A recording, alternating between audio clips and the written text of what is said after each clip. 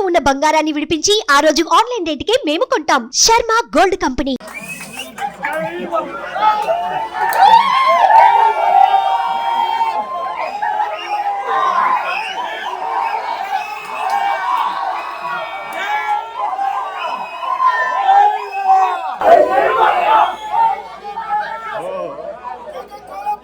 AP elections heat America వరకు తాకింది. So మరి ఎన్ఆర్ఐస్ ఏమనుకుంటున్నారు? మరి ఇప్పుడున్న లీడ్లో కూటమి వస్తుందా, వైఎస్ఆర్ సిపి వస్తుందా, లేకపోతే పార్టీతో సంబంధం లేకుండా ప్రజలు ఏం కోరుకుంటున్నారు? మరి అభివృద్ధి సంబంధించి విషయానికి వస్తే ప్రజలకి కావాల్సింది అభివృద్ధి పథకాలే కాకుండా అభివృద్ధి ఎలా జరగాలి, ఏ విధంగా ఉండాలి. ఇంత దూరం వచ్చి ఎన్ఆర్ఐస్ ఇక్కడ సెటిల్ అవ్వడానికి కారణం ఏంటి? కేవలం ఉద్యోగ అవకాశాలు. అలాంటి అవకాశాలు ఏపీలో ఉంటే పరిస్థితి ఏ విధంగా ఉండేది? హలో అండి. హాయ్. మేము ఈసారి గవర్నమెంట్ మేము కూడా ఏమొస్తుందా అనేసి చాలా యాంగ్జైటీగా ఉన్నాం మేమందరం. యూనో మీకు తెలుసు వెల్ఫేర్ ప్రైమరీగా నడిచింది last 5 years. So you know development plus welfare రెండు కావాలనేసి మేమంతా అనుకుంటున్నాము. సో ఈసారి మేమందరం కూడా వి బీన్ వెయిటింగ్ యూనో, ఎందుకంటే మాకు చాలా టెన్షన్గా ఉంది ఎవరికి వస్తారని. ఎవరు వస్తే బాగుంటుంది అనుకున్నారు?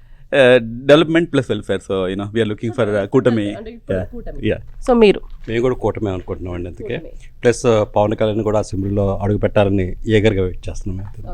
మీరు కూటమి వస్తే బాగుంటుందండి.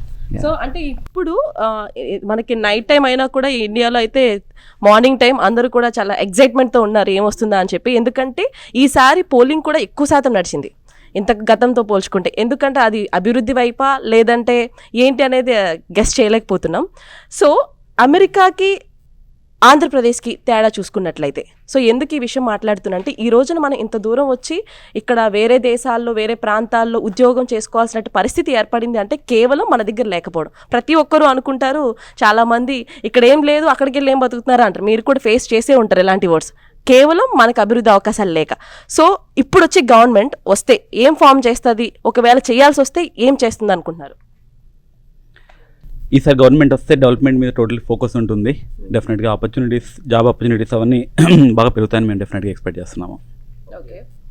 మెయిన్ పోలవరం ప్రాజెక్ట్ ఒకటి, సెకండ్ అమరావతి క్యాపిటల్ ఒకటి, థర్డ్ రైల్వే జోన్ వైజాగ్ ఒకటి, ప్లస్ బిగ్ ఎంఎన్సీ మన చంద్రబాబు వస్తే డెఫినెట్గా కొన్ని కంపెనీస్ తీసుకురాగలుగుతారు. అందుకని ఎన్డీఏ కూటమి రావాలని మేము కోరుకుంటున్నాం. మరి ఉచిత పథకాల గురించి మాట్లాడితే మీరు అని చెప్తారు? Freebies we always differ freebies. It's not good for economy, and అది ఎకానమీ కూడా బాగుండదు, రాష్ట్రానికి కూడా బాగుండదు. So we always focus on development and bring in more companies. అలాగే ఇక్కడ అమెరికాలో చూసుకున్నట్లయితే ఇక్కడ రెండే ఉంటాయి పార్టీలు.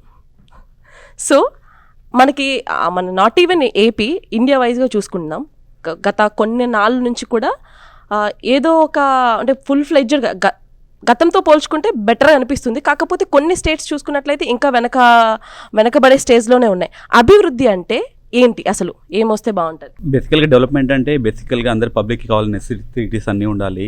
దాంతోపాటు ఆపర్చునిటీస్ ఎక్కువ ఉండాలి. యూనో ఆపర్చునిటీస్ ఎప్పుడైతే ఎక్కువ ఉంటాయో ఆబ్వియస్లీ బ్యాక్గ్రౌండ్ పీపుల్ అంతా తగ్గిపోతారు, ఓవరాల్ డెవలప్మెంట్ బాగుంటుంది, క్రైమ్ తగ్గిపోతుంది. యూనో దట్స్ వాట్ ఇక్కడ అమెరికాలో ఐ థింక్ అదే ఎక్కువ ఫోకస్ చేస్తారు, రైట్? సో ఆపర్చునిటీస్ ఎప్పుడైతే ఫోకస్ అవుతాయో ఎవ్రీథింగ్ ఎల్స్ అన్నీ ఆటోమేటిక్గా టేకింగ్ ప్లేస్ కదా. సో అది ఇంపార్టెంట్. స్ట్రక్చర్ మీద ఫోకస్ చేయాలండి.